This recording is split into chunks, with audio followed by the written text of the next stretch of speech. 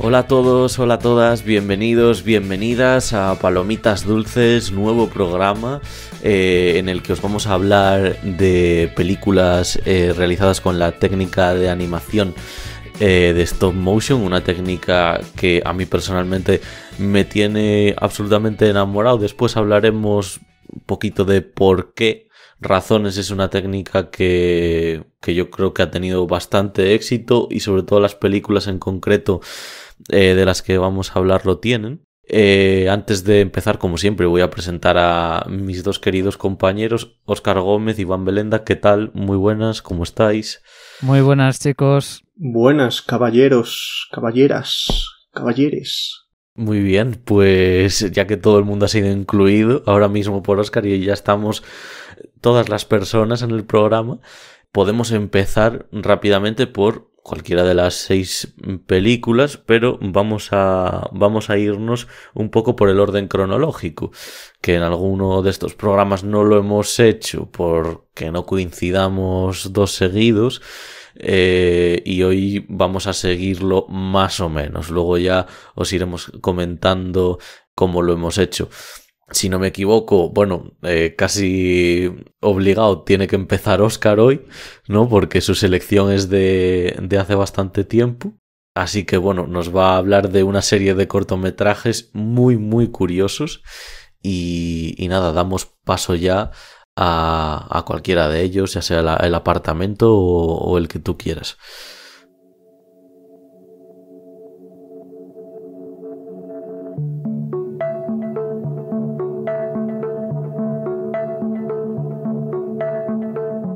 Muy bien, pues hoy vamos a arrancar hablando de 3 cortometrajes de un mismo director, que es el director checo Javen Švaňmajer, que es un director bastante mayor, nacido en 1934, que hasta los 50 años no hizo su primera película, que fue una versión de Alicia en el País de las Maravillas de Lewis Carroll. Y básicamente en su carrera ha estado mezclando muy a menudo la técnica stop motion con marionetas y personajes reales, y he querido coger 3 de sus cortometrajes, siendo el primero de ellos El apartamento, que se estrenó en 1968, y como primera pieza de stop motion que vamos a hablar, en esta se trampea un poco el que sea animada, porque sí que está hecha de personas reales, con personas reales mejor dicho, pero la técnica de stop motion se usa para generar los efectos especiales de esta película, igual que por ejemplo podíamos ver en la antigua versión de It, por ejemplo, que el payaso se abría las paredes del cuarto de baño y aparecía de repente, o como el Terminator, cuando ya era únicamente el esqueleto metálico, se movía con esa técnica, o en Robocop el robot enemigo también se movía con esta técnica integrada dentro de una película de personajes reales. Y bueno, en sí lo que ocurre en este corto es que un personaje del que no conocemos nada entra en una habitación, en un apartamento, y todo lo que hace le pasa mal. Todas las acciones que decide hacer se le retuercen de forma imaginativa para que no lo pueda hacer, hasta que se pueda incluir su nombre dentro de la lista de gente que se ha vuelto loca estando en ese apartamento porque no puede hacer nada de lo que hace. Y es eso, los efectos especiales se usan, pues por ejemplo en una ocasión quiere subirse en una butaca y la butaca va perdiendo sus patas a altura para que al final esté a la altura del suelo, por ejemplo, y en el momento en el que quita los pies vuelve a crecer a la altura normal. La cama, cuando el tío se tumba en la cama y se empieza a descomponer y acaba hecha serrín también. Luego hay otro momento en el que aparece como una especie de puño que le empieza a golpear en la cara, o sea, rompe la pared y empieza a golpear en la cara también. A mí, de estos 3 cortometrajes, o sea, es alucinante cómo... Igual, bueno, como es... Solo se utiliza el stop motion para, digamos, para los efectos especiales, como has dicho, Óscar. Igual es el que puede destacar menos respecto a esta técnica, pero es muy original. A nivel de montaje también me parece que está genial cómo utiliza la música para darle un ritmo especial, por así decirlo, como por ejemplo cuando está golpeando como una especie de bombilla a la pared y la bombilla no se rompe y lo que se rompe es la pared, que lo dicho, utiliza el montaje musical para conferirle más ritmo a la escena en sí. El trabajo de Smackmayer me parece, o sea, en general, ya hablaremos después de los otros 2 cortometrajes, pero ya digo ahora que es muy a destacar, es muy original. Y la verdad no había visto estos cortos, había visto un par de pelis de él, la de Alice, que me pareció maravillosa, y la de Fausto, que no me pareció tan maravillosa, pero también era bastante original. Y es o sea, descubrir estos cortometrajes, también el trabajo a mayores de este hombre en este formato más corto es algo, lo dicho, muy original, muy recomendable para quien quiera verse algo extraño, peculiar. Y eso, y poco más, la verdad. Vale, pues hablamos, si os parece, del siguiente cortometraje, que yo creo que es el cortometraje más... El cortometraje estrella de todos los que hizo Svanmeier, que es el de Dimensiones del Diálogo. Este ya lo hizo en 1982. Se divide en 3 partes. En su primera parte vemos cómo se confrontan 2 figuras humanas hechas a base de distintos objetos, cómo se van poniendo eso frente a sí, una va degradando al otro, se marcha, el otro va descomponiendo los materiales del siguiente, poco a poco todos estos materiales que componían los cuerpos de cada uno de ellos se van degradando al punto de que todos son iguales, hasta que al final se escupen como a escala, todos siendo lo mismo.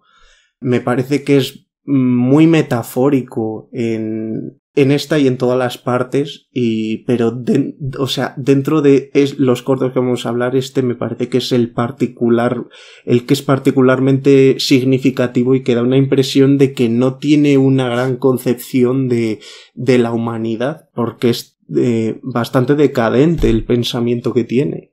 Sí, bueno, habla en concreto de lo que es la dificultad, bueno, no sé si la dificultad o la imposibilidad incluso a veces de comunicarse, de establecer una comunicación humana, pero que yo cuando veo el corto a veces parece que hablase más de una parte de la humanidad que es mucho más mental que corpórea, porque al final, digamos, las cosas que se nos unen y que las cosas que nos crean y nos destruyen, como pueden ser las mismas y pueden retornar a nosotros de una manera infinita sin que nos demos cuenta, pues como que no son a veces lo más importante de nosotros, ¿no? Y me sorprende un montón, tanto en este como en el siguiente del que vamos a hablar, el existencialismo que rodea temáticamente a estos cortos. Porque además es una cosa que muchas veces las películas... bueno, me voy a ir aquí a otro universo, no cinematográfico, pero como las películas hollywoodienses, como que muchas veces, digamos, te tienen que duchar, tienen que hablarte, tienen que gritarte de lo que están hablando, de los conceptos de los que hablan, y no saben simplemente cómo introducir de una manera implícita en todo lo que esté sucediendo ese existencialismo, y en estos cortos pues es que está como impregnado completamente ese existencialismo y sobre todo al final esas metáforas, o sea, ese contenido metafórico del que hablabas tú al principio. Es como si en el universo que ha creado este hombre en sus cortos ya estuviera eso ahí, como si fuera una especie de análisis no intencionado de la condición humana Porque ya está ahí, porque no hace falta... Bueno, y sin una mota de diálogo, que no lo he dicho, Eso pero es. ninguno de los cortos de los que estoy hablando tiene ningún diálogo. Entonces, yo creo que si no lo hace evidente es porque no lo dice. Pero al menos la intención directa que tienen yo creo que es muy entendible para el que quiera ver más de lo que va más allá de la técnica. O sea, yo creo que cuando empiezas a ver esas imágenes que se confrontan y una va rompiendo sobre la otra, igual no sabes un poco de qué va, pero cuando ya has visto la tercera vez y cómo la que una vez fue destruida fue la que esta vez come, y yo creo que te vas creando una imagen. No creo que sea algo muy evidente lo que significa, o sea, sí que el apartamento me parece que es mucho más surrealista en el sentido de que más que tener un mensaje lo que hace es provocar una sensación, pero yo creo que sí que sacas esas cosas. No sé si queréis decir más de esta primera parte. A mí bueno, ¿de la primera parte o del cortometraje en sí? No, porque voy a ir siguiendo con las partes un poco vale. por separado todas, al menos decir un poco en qué consiste esta segunda parte. Sigue. Vale. Pues en esta segunda parte se ve como dos personas se unen entre sí, son personas hechas con moldes de plastilina y una vez vuelven se juntan entre sí y una vez vuelven a ser dos personas quedan como un resto. Y ese resto va hacia un lado, va hacia otro y al final uno le coge, no le gusta mucho y se lo tira al otro y los dos moldes se empiezan a romper entre sí. Yo creo que también tiene muchas dobles lecturas esos, porque puedes entender ese resto como que fuera en una relación de pareja un hijo, pero es que puede ser tan básico como cuando tú tienes una comunicación fluida con alguien hasta que sale algo que no, y eso puede destruir el resto de la comunicación que hay después, o sea que tiene esas dobles lecturas.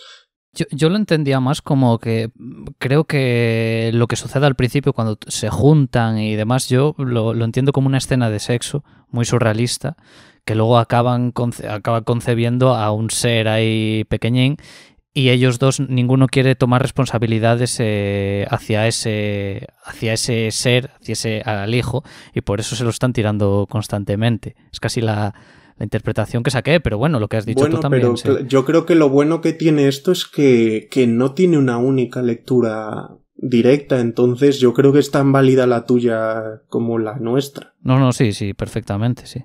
Y si no tenéis más, digo la última parte de Dimensiones del Diálogo, en la que dos rostros empiezan a compartir objetos complementarios hasta que uno se pone en lugar del otro, no se entienden nada y cuando retornan a su posición base sigue sin funcionar nada. Igual aquí también está hablando un poco a que en un principio una conversación puede que arranque en cierta posición y únicamente sobrevive en esa posición, y en el momento en el que es algo mute, eso ya no tiene que ver. Eso igual puede recordar a las amistades que hacemos de fiesta, que únicamente conocemos de fiesta y que únicamente tenemos la percepción en un lugar o en un entorno de una persona, y en un entorno totalmente distinto ya es como que no sabes quién es esa persona, no sabes ni de qué hablar.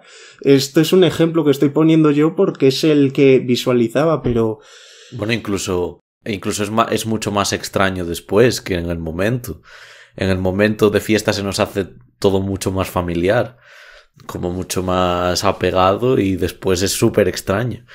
Después hay muchísima más distancia, ¿no? También eso es una dimensión de la comunicación, o bueno, del diálogo en este caso, o sea, que nos encontramos, que luego también te encuentras, vamos a ver, cuando pasa eso, no solo te encuentras con esa persona, sino que te encuentras contigo mismo. Es decir, te encuentras contigo mismo de decir, ¿y yo qué hago? O incluso te sales de ti mismo de, ¿y yo qué haría aquí? ¿No? En plan, ¿qué debería de hacer aquí? Por eso creo que es muy interesante esta tercera parte, que es en la que más le he dado vueltas yo, porque sí que es cierto que en la anterior como que Ahora habéis dicho lo del hijo y he tenido que volver ahí a tal, pero sí que yo tenía como muy claro que por mucho que tuviera una forma o perteneciese a cualquier entidad física, era la representación del conflicto, ¿no? Plan y ya está, pero sí, en esta parte yo sí que le he dado muchas vueltas, porque es que tiene un contenido, lo que he dicho antes, filosófico, existencialista súper implícito, que por otro lado es muy divertido, no sé, es que yo lo siento así. Sí, y bueno, estamos hablando en el anterior creo que eran 11, este son 13 minutos, si no me equivoco.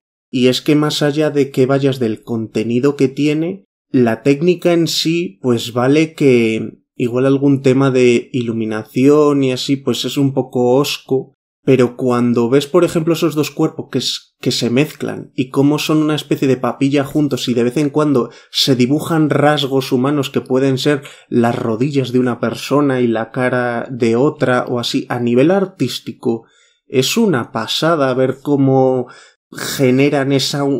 no sé cómo pueden antropomorfizar. Lo he dicho bien, ¿no? Sí, se te entiende, sí, se te entiende. Una parte del cuerpo humana cuando el resto es papilla. Y yo creo que esta técnica consigue generar la distancia como para que lo compres. Entonces, vamos, me parecía que es digno de conocer, aparte de que sí que he visto alguno de estas dimensiones del diálogo alguna vez en Instagram o así, pero yo creo que más interesados en sí de lo grotesco que puede parecer la animación que del contenido metafórico que tiene, que es muchísimo. Bueno, estas acaban siendo también un poco grotescas. Lo que pasa es que tienen ese aspecto filosófico. Joder, las dos caras ahí en esta tercera parte, como van sacando la lengua, mostrándote pues la tostada, luego el otro saca la mantequilla, luego eran un zapato y los cordones, el afilalápiz y el lápiz. ¿Afilalápiz dices tú? Sí, ¿cómo lo dices tú? Yo decía sacapuntas, yo no he dicho afilápiz, ¿no? Afilalápiz, ¿no? Hemos encontrado unas de separación geográfica en el lenguaje. Sí. Vale, pues ahora si queréis pasamos al último corto, que este se hizo en 1989, se titula Oscuridad, Luz, Oscuridad, y este también vuelve a usar la técnica stop motion en plastilina. Este no tiene un contenido metafórico, al menos tan evidente, y únicamente lo que vemos es que en una caja, que parece está decorada como una casa, se van uniendo articulaciones hasta generar un cuerpo humano, y cada articulación está presentada de una forma humana, y es únicamente ver cómo el cuerpo se va uniendo en sí. Por ejemplo, se ve como una especie de mariposa, y la mariposa son las dos orejas que van andando.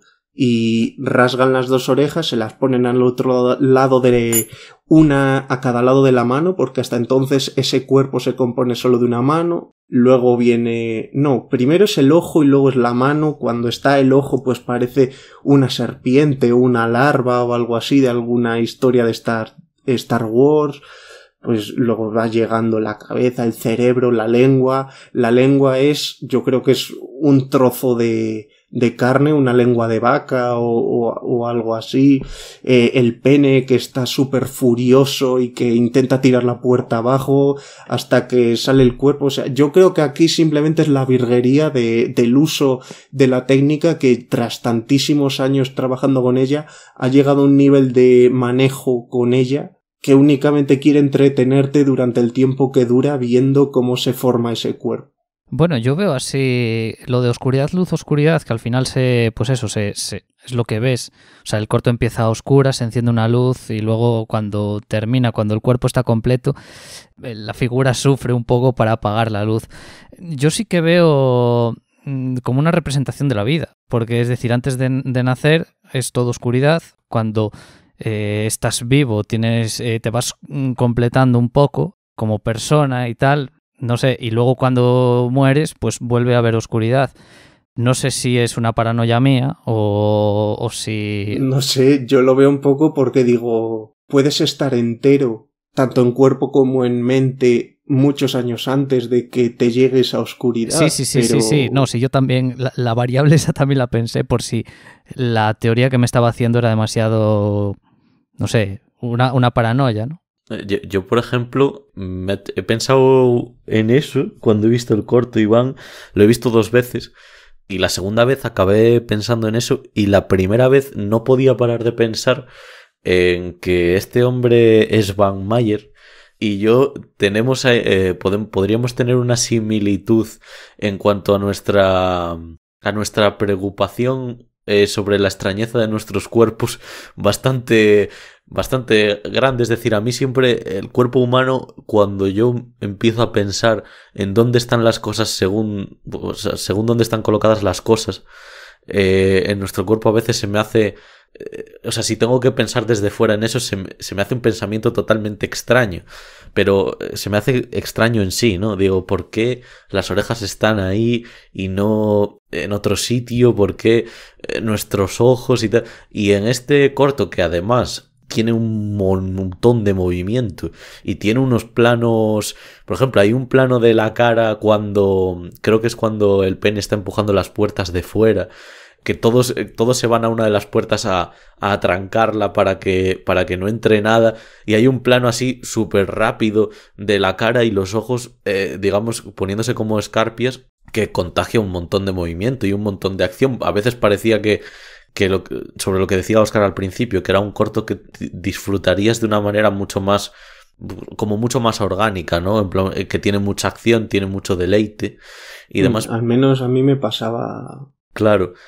Pero yo sí que veo esa preocupación de esta persona por cómo se construyen nuestros cuerpos, porque de verdad que es algo rarísimo, y es algo que en un corto creo que dura 7 minutos, 8 minutos, lo he vivido muchísimo más que en una película francesa de Netflix que se llama ¿Dónde está mi cuerpo?, que realmente nos quiere hablar sobre eso continuamente, ¿no? Es como cómo la extrañeza de nuestra corporeidad y la falta de una pieza de la misma se nos hace extrañísima, y es como que incluso como si no la aceptáramos, ¿no?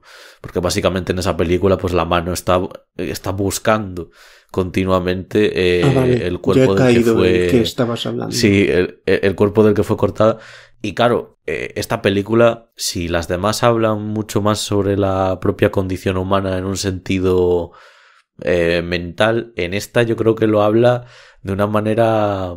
O sea, es como una película sobre un cortometraje sobre la corporeidad y sobre cómo estamos construidos, y luego ese significado así más trascendental se queda como desde fuera. Le hubiera encontrado mucho más sentido a que se hubiera llamado El apartamento, porque yo sí que me sentía mucho más encerrado. Además tengo cierta debilidad por estas películas que son en un solo espacio, y creo que esta encima vuelve a superar a otras muchas en ese aprovechamiento del espacio, porque con 2 puertas y una luz, vamos, crea un universo muy rico, y vamos, es que me ha parecido excelente. Es extrañamente, porque los otros, ya digo, hablan de cosas muy trascendentales, muy relacionadas con la mente, es el que más me ha gustado de los 3. Supongo que es por también su frenetismo, quizá porque es el que más cercano lo tenemos a nivel de época. Es de 1989. Sí, que en nuestra época y esa... Ojo, pero... Claro, pero bueno, es más cercano, sí. Y algo tendrá... Yo creo que algo siempre tiene que ver eso. Y bueno, lo de la escasez de escenarios al final es... Tú, Iván, decías que habías visto ya largometrajes suyos y es algo que va en él. Sí, sí. O sea, yo creo que todos los elementos que se ven... Al final, con esos elementos que se ven en estos 3 cortometrajes es con lo que compone todas sus películas. Y mezclándolos con esos moldes, con objetos reales, pues como esas tijeras, esos cepillos de dientes o así. Y las marionetas sí que es verdad que no, pero no quería meter un cuarto sobre marionetas, pero es que es con lo que compone toda su filmografía. Yo le veo más, no sé por qué, cuando pienso en él, pienso más que en un director de cine, en un artista que expone en una galería su trabajo. No sé, me parece que me encaja más, está más cerca de, sí, pues de esas galerías que se ven pues en Animales Fantásticos que hacen ese tipo de experimentaciones. Sí, más en ese rollo. Muy bien, pues dicho esto, antes de pasar al siguiente os volvemos a recomendar estos 3 cortometrajes. Ah, sí, está en YouTube y en Vimeo, para quien lo quiera ver. Y no hace falta que ponga si está en versión original o no, porque no tienen diálogo alguno. Eso, exactamente. Entonces son El apartamento, Dimensiones del diálogo y el último que no me acuerdo del nombre ahora mismo. Oscuridad, luz, oscuridad. Oscuridad, luz, oscuridad. Así que eso, los tenéis en YouTube y en Vimeo. Y ahora vamos a pasar a la siguiente película que nos la va a traer Iván. Vamos ahora con Chicken Run, Evasión en la granja.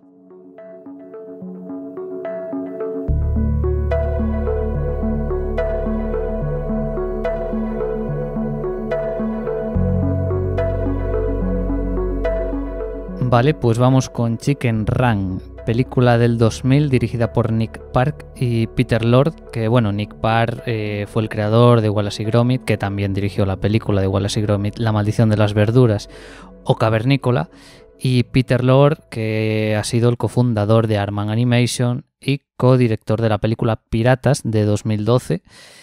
Bueno, Chicken Run estuvo nominada en los Globos de Oro a Mejor Película Comedia o Musical, en los BAFTA a Mejor Film Británico y a Mejor Efectos Visuales, y también estuvo nominada a Mejor Película Europea en los Goya. Esta fue, si no se me va la olla, la primera película de Aardman Studios, el primer largometraje. Anteriormente habían hecho mediometrajes y cortometrajes. Y bueno, la película nos sitúa en 1959 en el gallinero de la granja Tweedy, donde la gallina Ginger intenta por todos los medios escapar con todas sus compañeras del corral, pero todos los intentos acaban siendo inútiles hasta que aparece Rocky, un gallo americano que supuestamente les enseñará a volar para conseguir la libertad. Bueno, antes de empezar con la película, quería decir que Aardman Animations en general tiene una facilidad como con Pixar, o sea, por poner un ejemplo así bastante tocho, de conseguir, digamos, hacer películas infantiles, pero con varios aspectos que solo reconocerían los adultos y hacer que todo funcione. En esta película mismamente es de forma muy descarada un homenaje / parodia a las películas, al subgénero carcelario, más concretamente a La Gran Evasión, por lo dicho, porque esta película, La Granja, donde están las protagonistas, parece un campo de concentración. De hecho, tú cuando ahora has dicho, yo no me acordaba que se desarrollaba en el 59, he ido raudo a ver en qué año se estrenó La Gran Evasión, pero era en el 63, digo, igual por ahí estaba un guiño. Un guiño, pero no. No, me he colado. No están por ahí los guiños, pero ya vemos que, bueno, la estructura de las cabañas, las literas, las verjas, todo huele a La Gran Evasión. El contenedor donde meten a la protagonista es muy parecido al donde metían a Steve McQueen en la película. Incluso llega un momento en que la prota juega con una pelota de tenis, creo que era. Sé que en la de La Gran Invasión me parece que era de béisbol, pero aquí, bueno, el guiño está bastante claro. También la música recuerda un montonazo a las pelis carcelarias, el montaje de cómo están intentando escapar, cómo planean las fugas y todo el rollo, todo eso, pues lo dicho, muy homenajeando al subgénero. A mayores de todo esto, la película tiene una serie de personajes muy diferentes y muy carismáticos. Por ejemplo, la que está cosiendo todo el tiempo, que es así como la más inocentona. El gallo británico militar patriota, que me parece un puntazo ese personaje, que además es el típico personaje anciano que cuando llega el americano se está quejando constantemente de él, en plan, ojo, cuidado con este yankee que nos viene aquí. Sí, batallitas de la guerra. En España además tenía la voz de Dumbledore y no me acuerdo cómo se llamaba pero sí que es una voz como muy de cascarrabias y muy poderosa. Sí. Incluso tiene un detalle que en su habitación sus sábanas es la bandera británica también, o sea, es un auténtico patriota, como digo, además que es decir, son detalles visuales muy llamativos y muy divertidos, así como los juegos de palabras. Esto es verdad que yo esta película reconozco que me la he visto siempre en versión doblada, yo no sé cómo será en versión original, pero siempre hacen chistes, sobre todo con el tema de los huevos, o sea, en plan, las gallinas ahora no tenéis huevos o esto va a costar un huevo dentro de la película. A mí personalmente me hace mucha gracia y también estos personajes que son como unos rateros, que son ratas, también tienen una serie. Eso está muy bien. Eso. Sí. Otra cosa que quería comentar respecto al personaje de Rocky, el gallo americano, que yo sí que le encuentro, no sé vosotros, pero yo sí que le veo como un parecido al personaje de Flint, el prota de Bichos. Debes de dejar de pisarme todos los apuntes. Porque... Bueno, pues dilo, te dejo comentar. No, es que yo ahí tenía un poco duda porque Bichos se estrenó en el 98 y esta película en el 2000, pero claro, es que estas películas llevan muchísimo tiempo. Entonces tenía un poco la duda de si ya habían hecho parte de la película, vieron el bicho, el monstruo de Bichos y dijeron, venga, pues un poco en esa línea, o de alguna forma fueron sugestionados para crear con 2 años de diferencia alguna cosa muy similar, que también podría ser. O sea, pasa continuamente. Yo ahí me pillas, ¿eh? Yo no sé si... Claro, a ver, igual no lo podemos saber. Es que yo no he podido... Sí que lo he buscado premeditadamente cuando empezó la producción de esta película y no he podido encontrarla, pero imagino que es que una película de stop motion estrenada en el año 2000 igual se llevaba haciendo desde el 95, tranquilamente, entre sus primeras fases. Igual hasta empezó antes a hacerse el guión de Chicken Run que de Bichos, no sé, vete a saber. Una coincidencia bastante clara sería, es que además es que es literal, o sea, el supuesto salvador. Sí es verdad que Rocky, el gallo de esta película, es más fanfarrón. El otro, el personaje de Flint, es más como... bueno, es decir, miento a esta gente para conseguir mi propósito y tal, pero... Una duda, entonces tuve similitudes entre los personajes, porque yo lo veía en el aparato de vuelo que usa. No, yo en los personajes. Ah, bueno, es que Bichos al final es un remake de Los 7 Samuráis, entonces igual vuelan en Chicken Run de Los 7 Samuráis respecto a ese personaje. Sí, bueno, puede ser. No, yo te digo, yo veía más el... Que tendrá todas... Entonces tiene todavía más cosas en común de las que había pensado. A mí hay una cosa que me llama mucho la atención de estas películas. Pasa también en películas rollo... Pues hay 2 cosas que confluyen en películas como Zafarrancho en el Rancho o Vecinos Invasores, por ejemplo, con esta de Chicken Run. La primera es el tema de que algo externo, en este caso, bueno, suele ser siempre algo relacionado pues o bien con el medio ambiente o bien con el tema del capitalismo compulsivo, pero hay algo externo que va a producir un cambio en el entorno. Entonces los animales que son conscientes casi humanamente del entorno que les rodea deciden cuando se enteran, porque pues tienen rasgos como saben leer, entienden a los humanos cuando hablan y demás, este tipo de películas, pues entonces deciden luchar contra eso y pues escapar de allí y demás.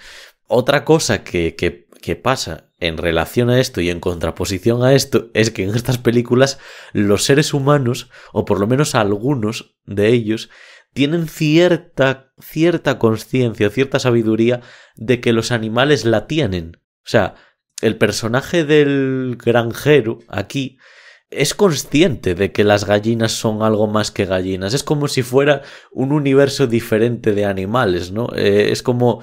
Y esto pasa muchas veces, de que hay algún personaje que sabe que los animales digamos, tienen más capacidades de las que tienen en nuestro mundo real.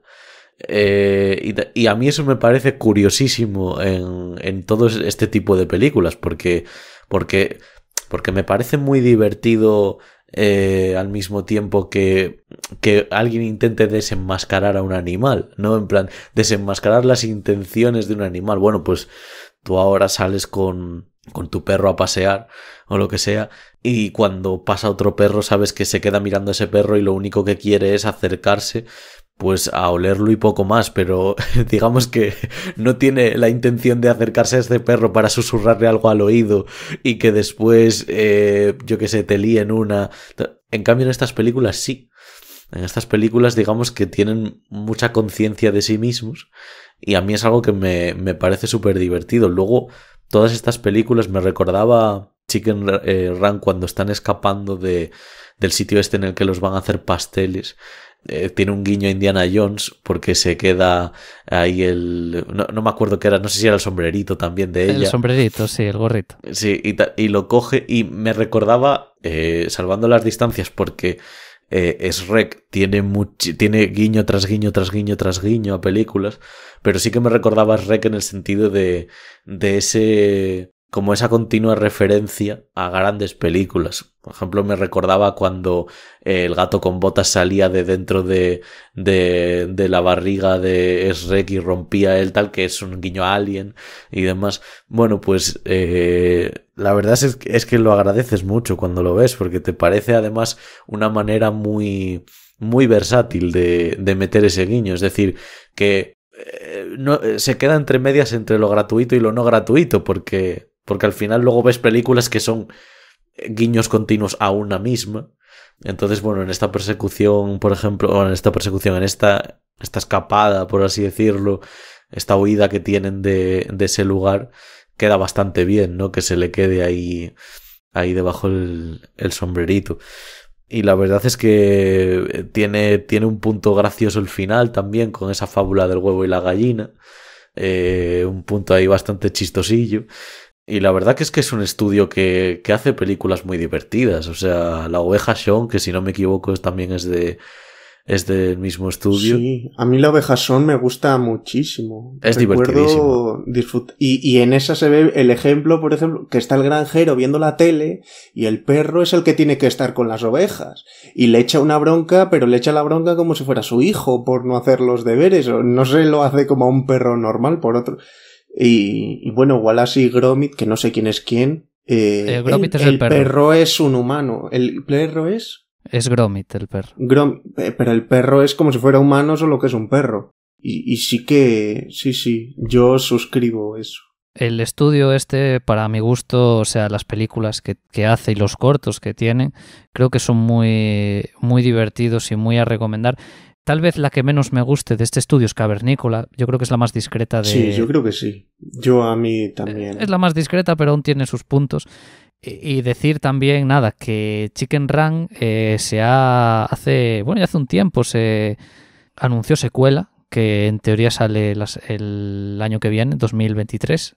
Y nada, o sea, de hecho salió hace muy poco tiempo, igual mes o 2 meses, salió una imagen, la primera imagen de la película. Y nada, recomendar Chicken Run, otra vez, película de 1:20, no sé si llega a 1:20 o algo menos, divertida, entretenida, ingeniosa y eso. Yo decir, para cierre, el diseño de Arman, de los personajes, no lo voy a decir solo con esta de película, pero son muy feos todos los personajes con todos los dientes fuera, o sea, las gallinas con dientes, son muy feos y me recordaba además...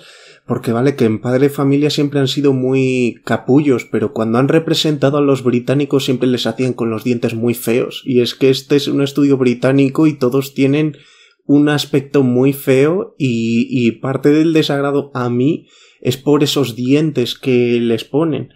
Y decir también que esto se lo comenté a Dani el otro día, que yo bueno, Iván, tú eres de mi quinta... de las primeras promociones de películas que recuerdo en mi vida. O sea, yo creo que cuando salió esta película tenía 5 años y poco, Y recuerdo La amenaza fantasma como la primera de que te saturaran a publicidad suya y luego esta, en cuanto a promoción. Y eso quería comentar. Yo quería comentar una cosa para toda la comunidad cinéfila, por decirlo de alguna manera. El otro día me pasó que subí a Twitter, a un hilo que había en Letterboxd de pósters, un póster de Logan, de la película de Logan, en el que se ve la mano chiquitita de una niña, digamos, agarrando la mano grande de Logan. Y entonces, bueno, a la gente pues le gustó mucho y no sé qué, y entré, aparte de ver los favoritos, entré en las respuestas del tweet, y todas las respuestas eran básicamente diciendo, ¡fua! Menuda mierda de póster, porque claro, la mano no es acorde a lo que sería la mano realmente en escala de una niña agarrando a la mano de un hombre. Es que la mano no tendría las uñas así, es que... Y a veces cuando veía esta película de Chicken Run, hay veces que, por ejemplo, imaginaros un montón de gallinas van a intentar volar y entonces se chocan una tras otra y acaban como una especie de montañita perfecta de gallinas y demás. Y hay veces que el raccord no funciona bien, porque es muy complicado. Daos cuenta que la película hace eso un porrón de veces tremenda. Y era básicamente para decirle a la gente que se relaje un poco con esto, que no pasa nada porque una cosa no quede exactamente perfecta en el raccord si estéticamente está bien, porque pasa bastante. Por ejemplo, pasaba en la escena final esa cuando van con el avión ese que han creado, y dónde cae exactamente la mujer, pues como que ahí hay una especie... Porque claro, además lo enfocan desde lejos y sigue la granja ahí al lado. Y es como, pero si antes has sacado un plano de que estaban ya a tomar por culo, bueno, pues que con esas cosas que no pasa nada, o sea, que son cosas muy testimoniales y con las que yo personalmente me rayo muy poco. Y aunque pasen en estas películas, no pasa nada porque al final... Yo creo que para mucha gente es imperceptible, sinceramente. Y creo que la gente que lo ve imperceptible disfruta mucho más que las personas que están, ya no es que lo perciban, es que están fijándose en eso, ¿no? Es decir, al margen de los que trabajan ahí, quiero decir, los demás, creo que no deberíamos tampoco digamos, de rayarnos mucho con eso, no simplemente decir eso sobre este tipo de películas. Nada, yo para finalizar ya de verdad, decir dónde está la película. La tenéis en Filming, en Movistar Plus y en Rakuten, por si os interesa. Muy bien, pues vamos ahora, os voy a traer ahora Los mundos de Coraline, película de 2009, así que a ver qué podemos sacar de ella.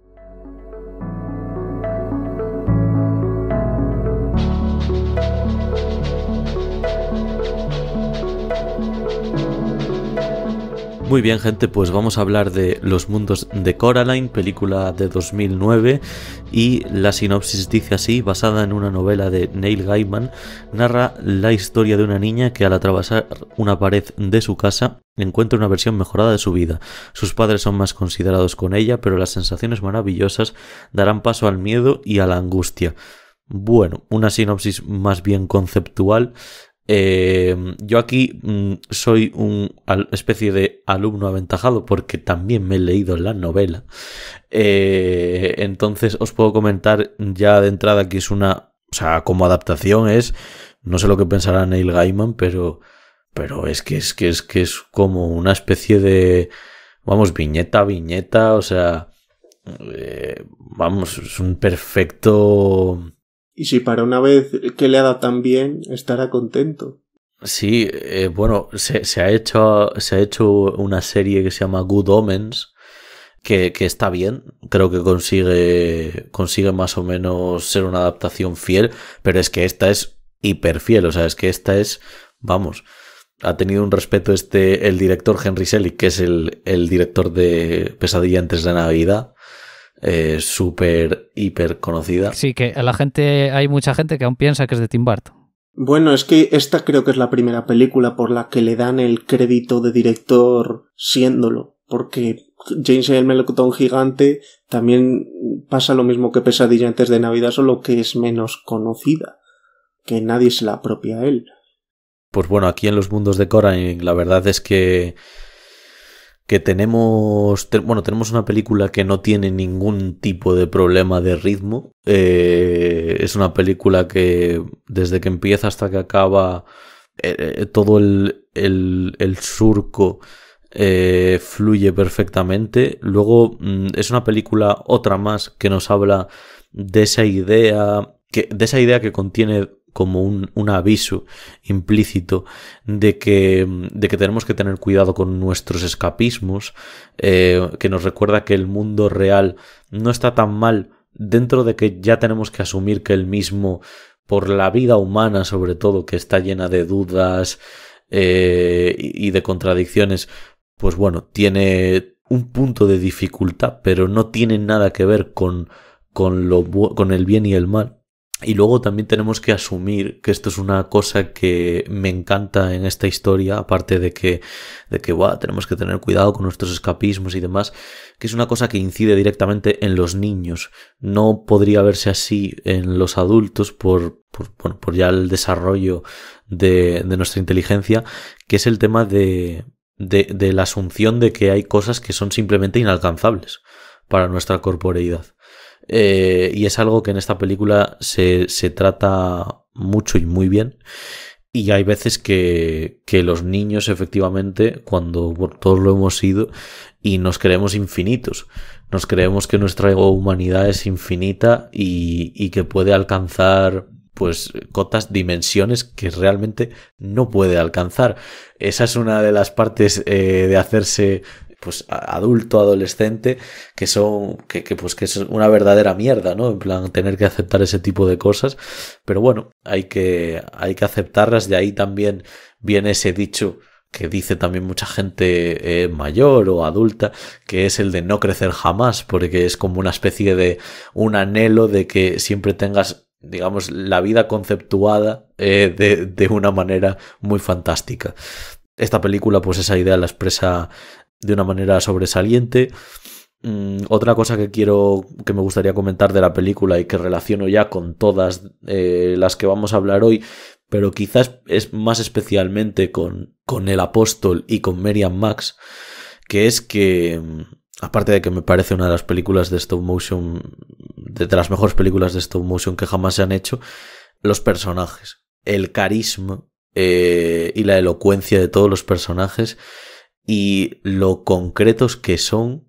Nunca me pasa con películas de Pixar que si alguien coge y me viene y me dice, oye, el personaje tal, y me dice el nombre de ese personaje, pues a veces no me acuerdo de cuál es ese personaje. ¿Por qué? Porque digamos que la animación, la estética de la animación se diluye más y hay personajes pues que son más parecidos estéticamente y demás. En el stop motion y en estas películas a las que me refiero, no pasa eso nunca. O sea, me podrías hablar de cualquier personaje de los mundos de Coraline y sé quién es, porque están ultra diferenciados estéticamente.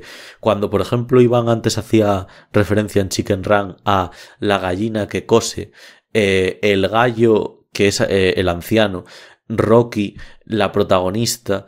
Luego hay una que está como que es muy susceptible a enfadarse, no sé qué. Todas, a pesar de ser gallinas, es que en este tipo de animación son súper distinguibles. O sea, y es algo que me encanta del stop motion, que realmente pasa un poco un efecto parecido como en los cómics, que en los cómics, por el dibujo, hay un montón de personajes que es que no te puedes olvidar. El otro día recordaba un cómic que se llama Joker, que básicamente es sobre el que al principio se iba a basar la película de Joker, que al final no fue para nada basada en ese cómic, pero en ese cómic básicamente el Joker salía del psiquiátrico de Gotham y entonces se iba encontrando con las personas a las que él había dejado a cargo la ciudad y también salía con otro preso. Y es increíble cómo ahora me podrías preguntar sobre cualquier personaje de de ese cómic, y es que todos están diferenciadísimos.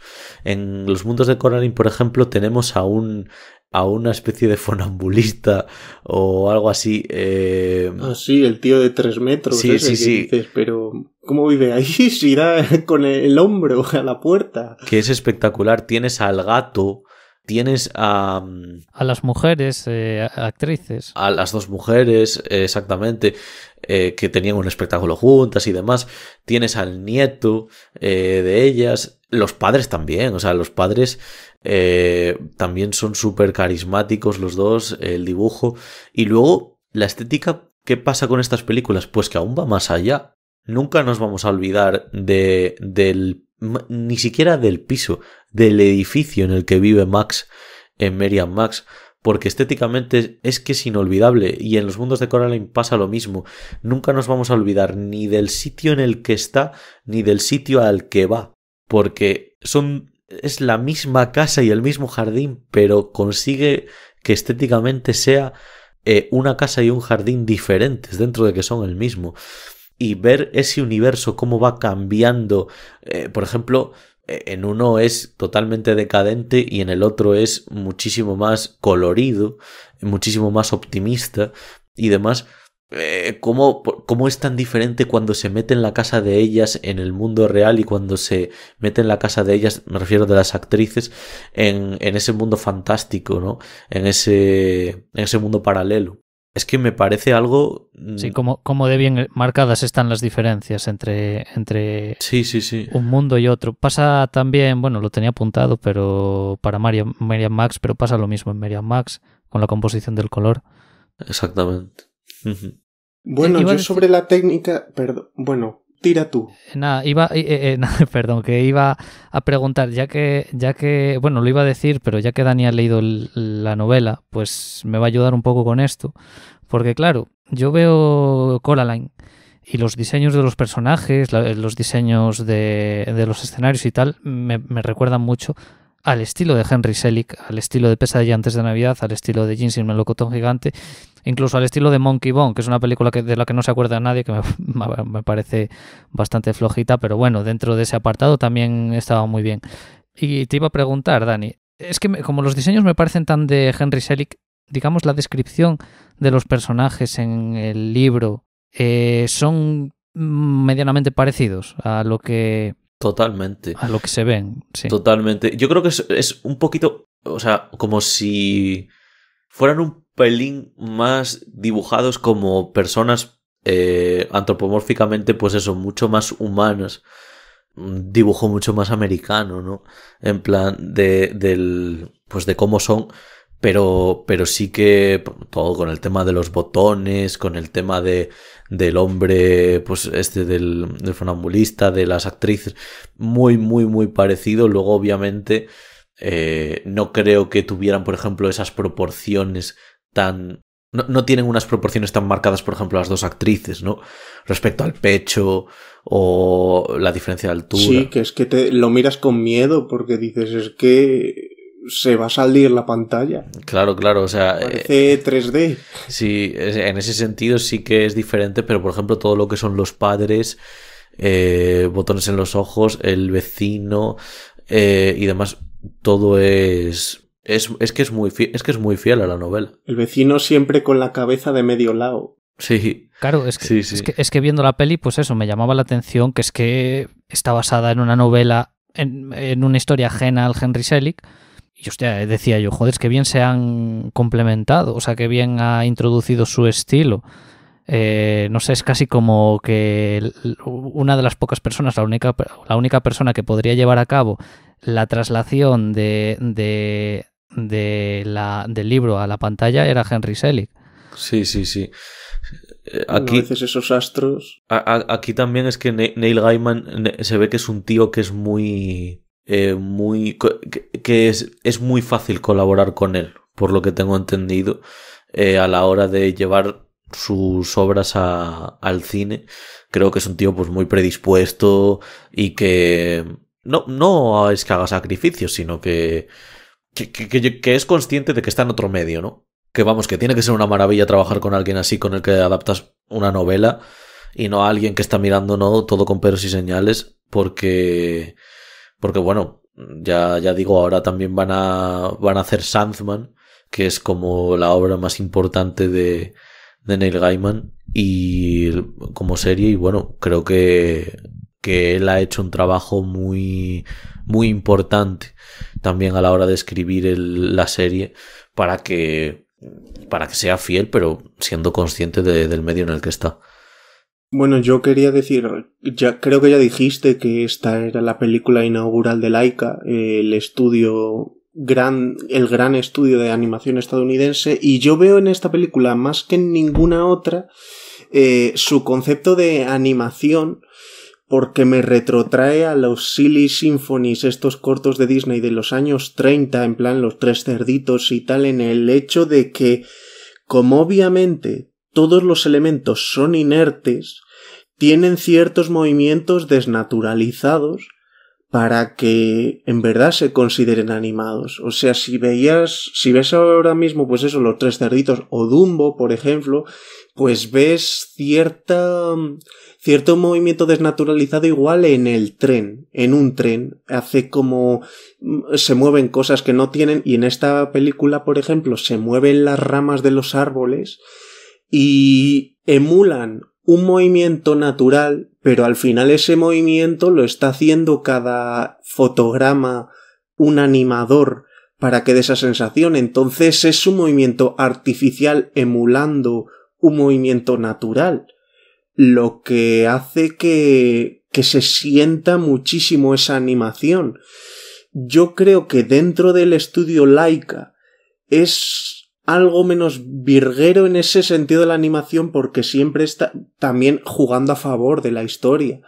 Los escenarios no son tan enormes como puede ser en los Box Trolls o en Mr. Link o así. Había escenarios que eran gigantescos, construidos con stop motion y daba esa sensación, pero tampoco jugaban tan a favor con la historia. O sea, yo creo que esta es de las mejores películas que ha hecho este estudio.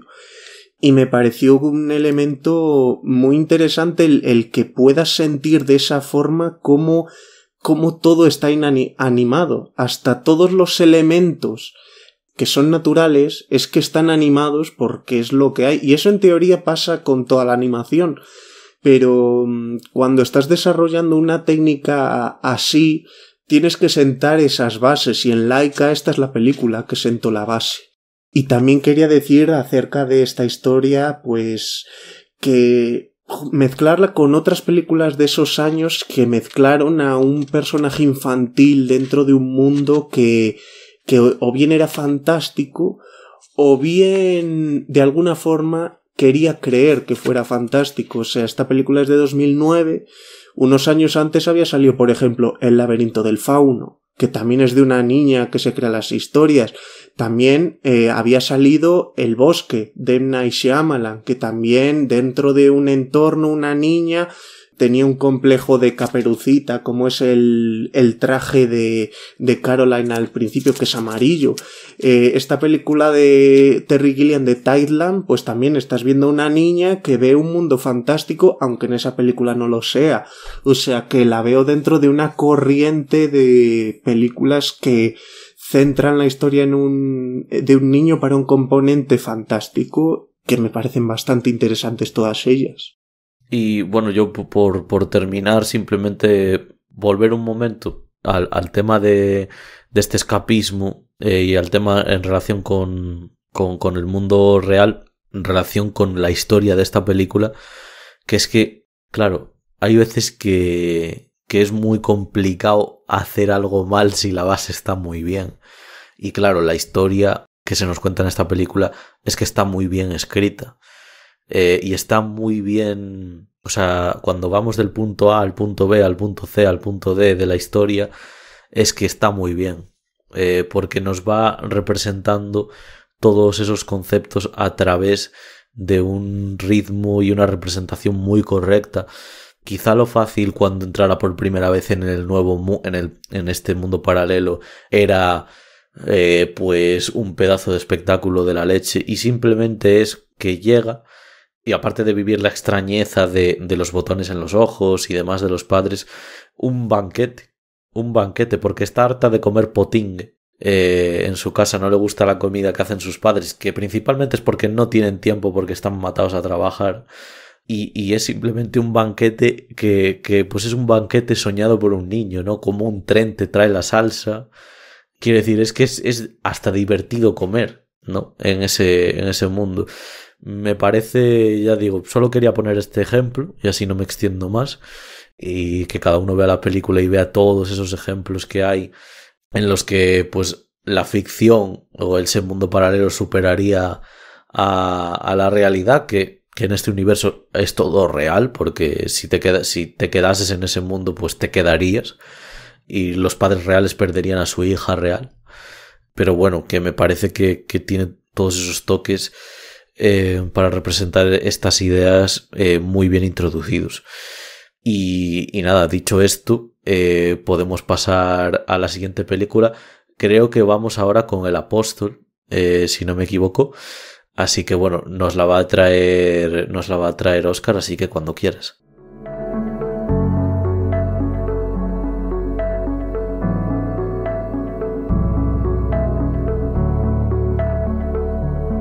Muy bien. El Apóstol o Apostolo es una película española estrenada en el año 2012 del director Fernando Cortizo.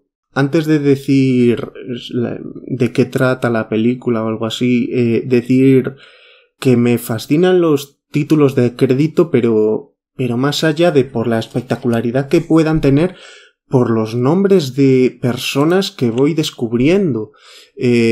Cuando llega la banda sonora lees el nombre de 3 compositores y uno de ellos es el mismísimo Philip Glass, del que viendo la película diría que es el que está componiendo los títulos de crédito de ese comienzo, y luego cuando hay una escena animada durante la película, animada dentro del stop motion, me refiero a una animación, supongo que será una animación 2D o dentro, o sea, diría que se encarga de esos 2 extractos, pero ver el nombre de una persona así me llama la atención. Que de todos modos, si hay que decir de Philip Glass, que hablamos de él cuando hicimos un programa de Slasher, es el director el compositor de la banda sonora del show de Truman, de Candyman, de Konoyasquasi, de la película del ilusionista protagonizada por Edward Norton. Es un compositor clase A. Y luego si miras en el reparto hay voces como la de Louis Tossard, la de Geraldine Chaplin, la de Jorge Sanz, que si luego ves los diseños de los personajes, en verdad muchos de ellos recuerdan al rostro directamente de ellos. Yo creo que dentro además de ese reparto, aunque no es un nombre a nivel actuación tan importante, al menos hoy día, el gran homenaje de esta película es a Paul Naschy, que era un actor y director de los años 70-80 de cine de fantasía, ciencia ficción y terror de serie B, se podría decir. Entre otros, hizo las representaciones de El Hombre Lobo, y la película es un homenaje a él, dice al final. Ya entrando en la película, me sirve para decir una cosa que yo creo que tiene un poco que ver con lo que ha estado diciendo Dani a la hora de cómo consiguen enmarcar a los personajes, y es que en este tipo de cine de animación me parece muy difícil hacer una mala película, porque requiere una planificación tan grande que, salvo que de partida se esté haciendo todo mal, me parece muy, muy complicado que te salga un producto malo. Me parece que puede salir mediocre hasta cierto punto, pero me estaba contando antes de grabar, Iván, que estaban haciendo una cosa y que una grabación y que no tenían un trabajo de guión tan detallado, pero es que aquí tienes segundo a segundo indicado todo lo que tienes que hacer. Entonces da poco lugar a que a la hora de entrar en la sala de montaje digas, me faltan planos de tal. No, si es que ya todo está predispuesto para que se haya hecho esto y que tenga que ser esto otro lo que se hace. Los diseños de esta película, de estos personajes, aparte tienen un punto muy caricaturesco que funciona muy bien para generar ese suspense, como es el caso del cura del pueblo, que es también el personaje central en las portadas y en la promoción general de esta película. Veo muy chulo cómo cogen un elemento real como el Camino de Santiago, aparte de la situación que lleva el protagonista allí, que parece que podría ser una película de un género completamente distinto del que es, por esos túneles carcelarios subterráneos. Fernando Cortiz hace un trabajo en la labor de guión que en ese aspecto me parece fantástica, cómo va mezclando esos elementos, y aunque ya la había visto hace tiempo, volviéndola a ver esta semana para hacer el último repaso sobre ella, me di cuenta de una cosa que de manera inconsciente en un guión que presenté a un concurso de terror fantástico había repetido elementos que estaban en esta historia. Se lo comentaba a Iván, que fue una de las personas que lo leyó, que todo el tema de la aldea gallega, del comportamiento de esas personas, yo cuando lo escribía en mi mente estaba el hombre de mimbre, pero estaba de forma muy visual en mi mente, de forma subconsciente estaba esta película del Apóstol. Recoge algún elemento de folclore y mitología gallega que sinceramente creo que para lo rico que es una lástima lo poco que ha sido explotada en el panorama de cine español, pero eso yo creo que lo achaco a que el cine y la literatura de género en España no han tenido nunca gran trascendencia. En España siempre se ha tirado más por la comedia o por la novela negra o el thriller.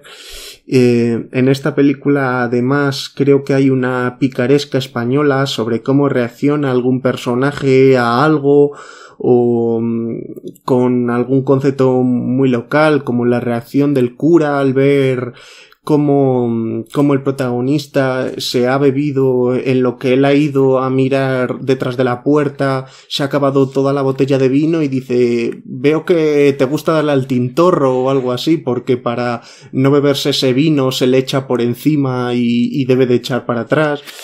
Y bueno, también me gusta mucho de esta película que los villanos están bien claros, pero luego se ve cuál es su origen como víctimas. Y aún así en el desenlace, cuando se escuchan los gritos de terror, al menos en mí no hay una satisfacción, porque me parecen gritos realmente estremecedores y lo paso mal, aunque hayan sido malos durante toda la historia. Bueno, yo de esta película, más allá de alabar su trabajo técnico, que me parece impresionante, y más aún estando en el país en el que estamos, ¿no?, en España, pues tiene algo especial para mí esta peli, porque yo cuando fui durante muchos años a un campamento en Galicia, y el primer campamento al que fui era con 8 años, y la historia de la Santa Compaña me la contaron cuando yo tenía 8 años, la Santa Compaña, leyenda urbana, que tiene un papel muy importante en esta película. Claro, desde que me la contaron, yo siempre me hubiese gustado ver algo, nunca había visto, digamos, la representación de la Santa Compaña en el cine. Sí es verdad que en la peli del Bosque Animado de José Luis Cuerda hacen mención a ella y sale brevemente, pero no la había visto como representada. Hay un corto de Rodrigo Cortés que también sale en la Santa Compaña, lo que pasa es que no recuerdo el título. Me voy a apuntar ese corto, que no me suena haberlo visto. La cuestión es que como la historia central del Apóstol se centra casi en la Santa Compaña, verlo en una película, esa historia que me habían contado, supuso para mí algo especial. Y como digo, es una película a la que tengo cariño más allá de por eso, repito, su trabajo técnico. Me gusta mucho como lo que decías tú, Óscar, que ahora me estabas pisando tú a mí los apuntes, cuando decías lo de los actores y las actrices que se parecen a sus originales, digamos, a los que los están doblando. Eso creo que también es un punto a favor. Luego los toques de humor que tienen, con el principio, con el final, esa fuga de la cárcel, ¿no?, por parte del personaje de Luis Tosar. Nos hacen de una película muy recomendable que te ventilas en hora y 12 minutos que dura.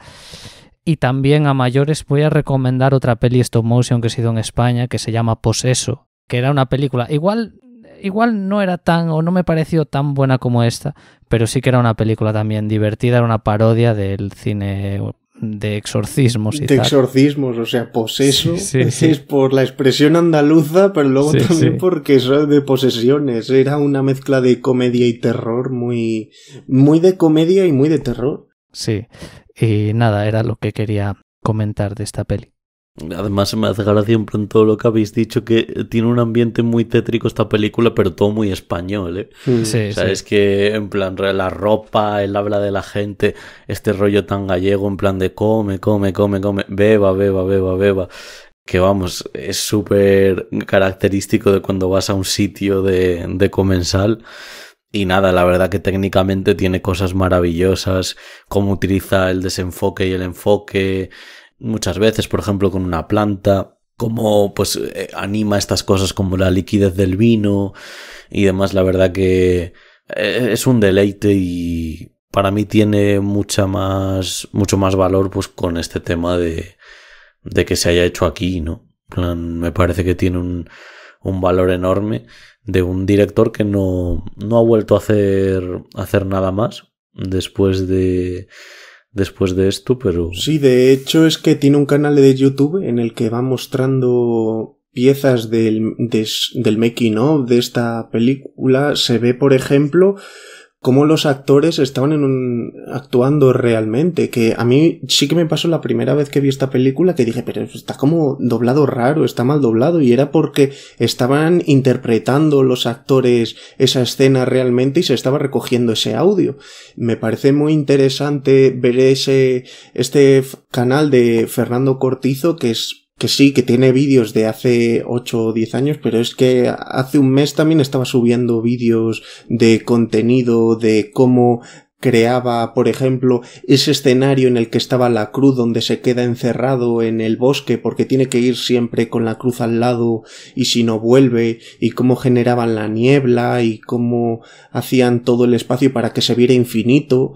Muy interesante, o sea, todo el que quiera verlo es tan fácil como entrar en YouTube para ver eso. Muy bien, pues dicho esto, vamos a pasar a la siguiente película. Vamos a pasar a Frankenweenie, que nos la va a traer Iván, así que cuando quieras.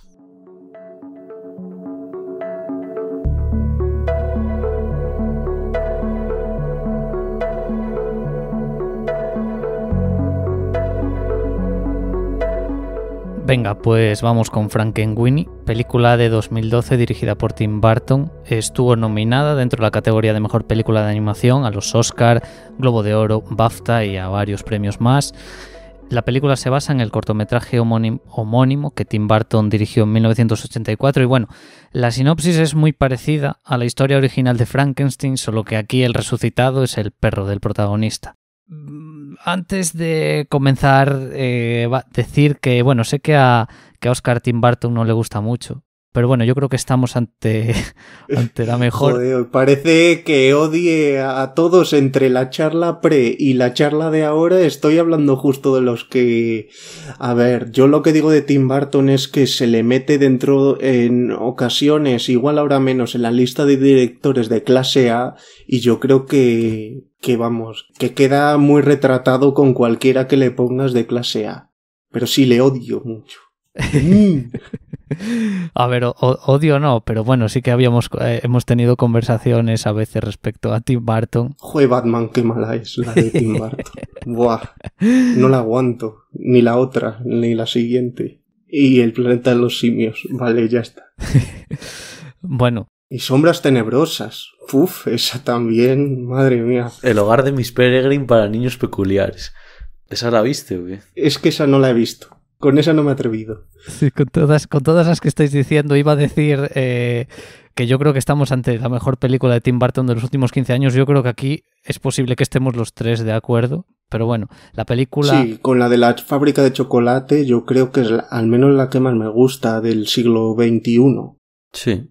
Y bueno, la película es un continuo homenaje al cine de terror clásico, más concretamente al cine de monstruos de la Universal de los años 30. Estaba pensando que no lo he hecho a propósito, pero he escogido dos películas que son muy referenciales respecto a X películas. Hablaba de Chicken Run como película homenaje, parodia al drama carcelario, digamos, y esta al cine de terror. Incluso esta es una película rodada en blanco y negro como para amplificar, digamos, esa sensación de homenaje. También es una película que noto que se referencia a Tim Burton a sí mismo, puesto que la casa donde vive el protagonista, el barrio, mejor dicho, donde vive, es muy parecido, con todos digamos, los jardines y todo el rollo, a las casas de Eduardo Manos Tijeras. Sí. Bueno, esa clase media, años 50, que parece que retrata siempre. Sí. De casas unifamiliares, todas iguales. Sí. Además que bueno, volviendo a Eduardo Manos Tijeras, hay un personaje, como referencia quiero decir, en Frankenweenie, que es calcado a Vincent Price, que hace de profesor de ciencias. Vincent Price había salido, pues eso, en Eduardo Manos Tijeras, que bueno, ya sabéis, él es un actor, mítico actor, sobre todo de cine de terror, que ya utilizó, creo, Tim Burton como narrador en el cortometraje de Vincent.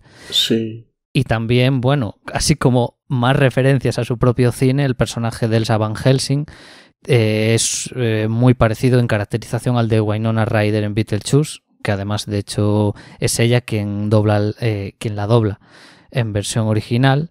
El bloque emocional de la película reside en la historia de amistad entre el perro, Sparky y Víctor, la cual yo creo que está muy bien llevada, es muy conmovedora, además de que también habla un poco de la marginación social, ¿no? El protagonista no tiene amigos, de hecho el único amigo que incluso lo dicen los padres es el perro, y todo eso está llevado de forma bastante clara, bastante sólida. Luego introduce la película ciertos toques de humor, como por ejemplo muy de Tim Burton, muy a lo Tim Burton. Hay un personaje que es así como una niña cadavérica absoluta que tiene un gato que caga iniciales de gente cuando sueña con ellos, diciendo la niña que es como un presagio que algo malo va a pasar y tal.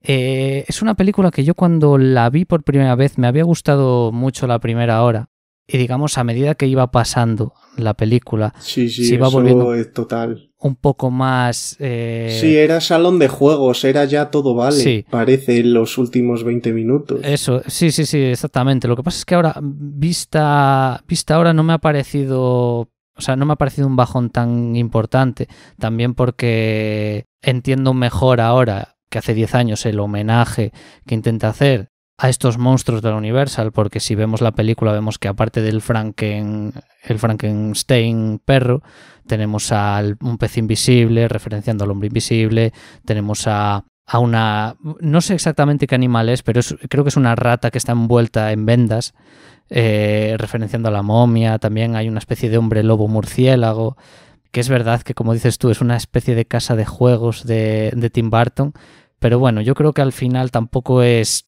decir, no me pareció esta última vez que la vi tan caótica como la primera vez que la vi. Luego también incluso tiene, porque como ya he dicho es tan referencial, tiene un homenaje a Nosferatu, o yo me parece ver un homenaje a Nosferatu con el juego de sombras también. Y bueno, más allá de estas cosas, hablabas, Dani, no sé en qué, creo que fue en Chicken Run también que dijiste, bueno, estabais comentando, Óscar y tú antes, que el tema de los homenajes, que normalmente como lo de Shrek, que son homenajes o referencias que no parecen pegotes o que están entre ser pegote y no, pero que funcionan bastante bien. Y a mí, dentro del conjunto de la peli, creo que también los compro bastante. Quiero decir, la historia está todo bastante bien cohesionado desde mi punto de vista y se agradece. Yo creo que si también eres fan del cine de terror de estos años, agradeces pues referencias también a Godzilla que tiene. Sí, es lo que iba a decir, que quizá era la más vasta, la más gratuita igual, porque no te esperas, así a priori no te esperas que de la tortuga salga. Pues, sí, bueno, es que de la colección de monstruos que salgan, de hecho hay unos que al principio, una especie de sanguijuelas que al principio pensaba que era como una especie de homenaje a la cosa del pantano, a esta película, La mujer y el monstruo, ¿no? Sí, el monstruo del pantano y tal, y al final sí. son una especie de gremlins. De la laguna sucia, ¿no? Sí, una cosa así. Pero bueno, que al final... O sea, el monstruo del pantano es el de DC. Sí, el Swamp Thing. Sí, por eso lo he confundido. Yo creo que, o sea, como tú has dicho, Frankenweenie, pues es Frankenstein, pero yo de todas las adaptaciones que ha habido de Frankenstein me parece que es en la que es más fácil comprar por qué quiere devolverle a la vida. O sea, porque en todas, incluso en la original, partía de un interés narcisista científico. Y aquí es un interés de puro amor por un ser querido que es tu mascota. Entonces me parece que a nivel emocional es muy fácil encajarlo. Y yo creo que sobre todo para un niño. Y también cuando existe esa escena que ha existido en todas las adaptaciones de Frankenstein, en la que le suben para que le dé el rayo, es emocionante tanto cómo pasa y el resultado. Y me parece que tan emocionante como esa, pues la del jovencito Frankenstein, para ser una comedia, la recuerdo también bastante emocionante, o la de la novia de Frankenstein también bastante emocionante. Pero en la del aspecto clásico de Frankenstein en el que pensamos todos, no recuerdo que tuviera esa fuerza como sí que lo tiene esta película. Es que es emocionante para mí.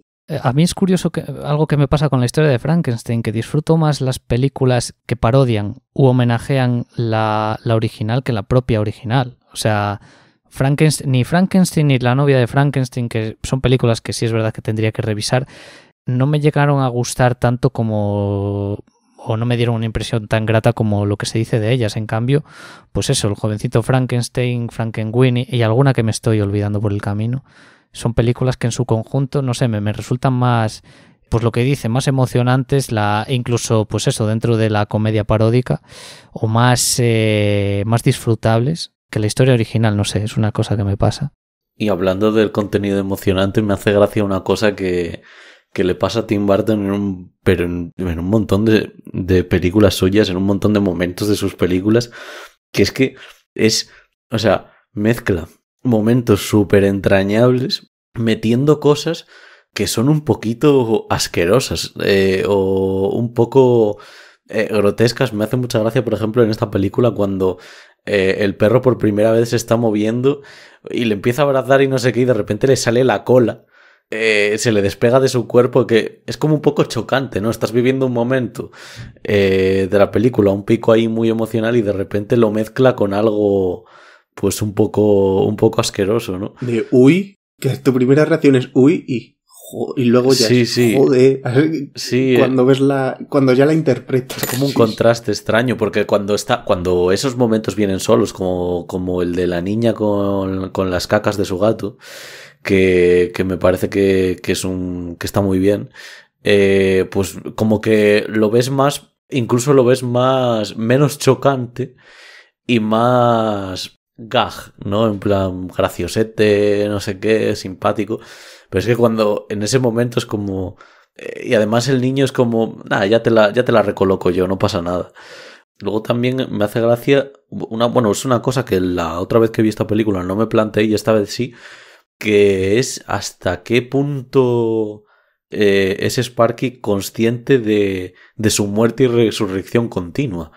Porque hay un momento en el que se nota que él se está apagando, entonces le dice, bueno, te voy a recargar, tal, no sé qué, y entonces en ese momento, claro, tú no has muerto. Pero es que hay otras veces que directamente sí que ha muerto y como tal le tiene que resucitar, y esta vez me planteé, pero ¿es consciente este animal en concreto obviamente sí es consciente de su entorno, es consciente de quién es su dueño cuando se despierta, pero no sé hasta qué punto es consciente de que se despierta porque le están resucitando? Y no sé, es algo que me planteé esta vez como una especie de dilema, porque es algo que no va a ser contestado nunca. Yo creo, ni siquiera yendo a la historia original es algo que se puede contestar como tal.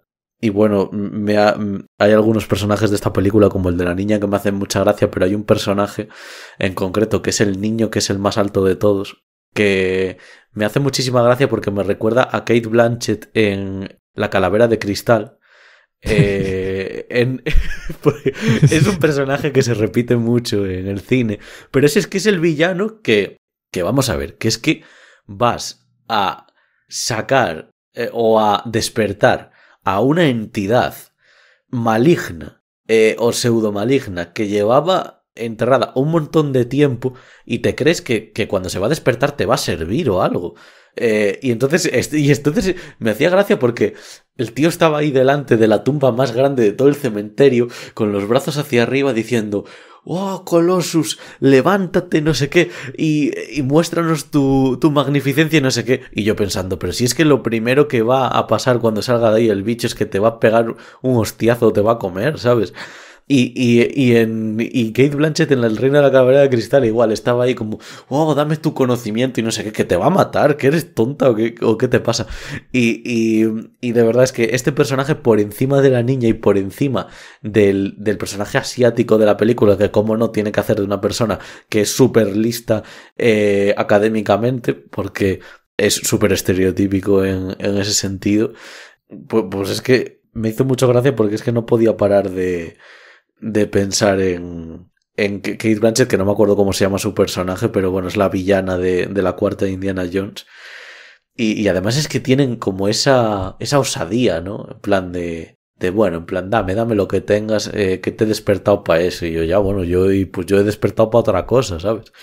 Entonces, pues nada, simplemente esa bobada. Y ahora estaba mirando las películas de Tim Burton de los últimos 15 años.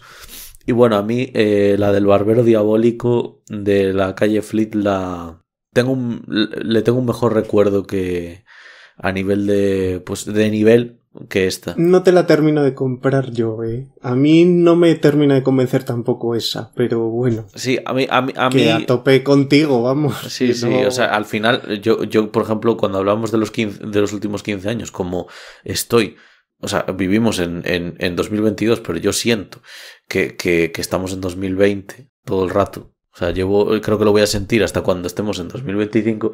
Pues pensaba, bueno, Charlie la fábrica de chocolate, La novia cadáver, que a mí La novia cadáver no es una peli que me guste tanto y tal, pero bueno, a mí Charlie la fábrica de chocolate y Sweeney Todd creo que me gustan algo más, aunque he de decir que esta vez Frankenweenie me ha gustado más.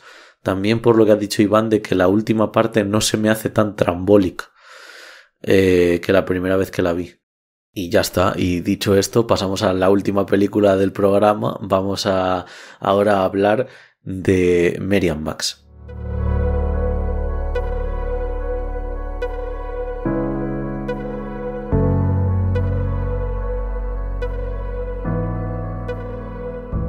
Muy bien, pues vamos con la última película de hoy. Vamos a hablar de Mary and Max. Antes de nada, recordar que la película de la que os hablamos anteriormente, Frankenweenie, está disponible en Disney Plus, ¿vale? Para quien la quiera ver. No es que en este programa haya muchas películas disponibles en plataforma. Digamos que 50% sí, 50% no.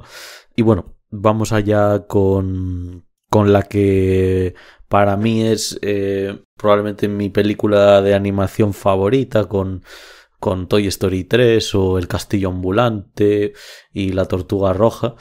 La sinopsis de esta película dice: primer largometraje de Adam Elliott, ganador de un Oscar con el cortometraje Harvey Crumpet, narra la larga amistad por correspondencia entre un cuarentón judío y obeso de Nueva York, aquí podría decir y persona que padece obesidad, porque parece que dicen obeso en plan despectivo, y una niña australiana de 8 años que vive en los suburbios de Melbourne.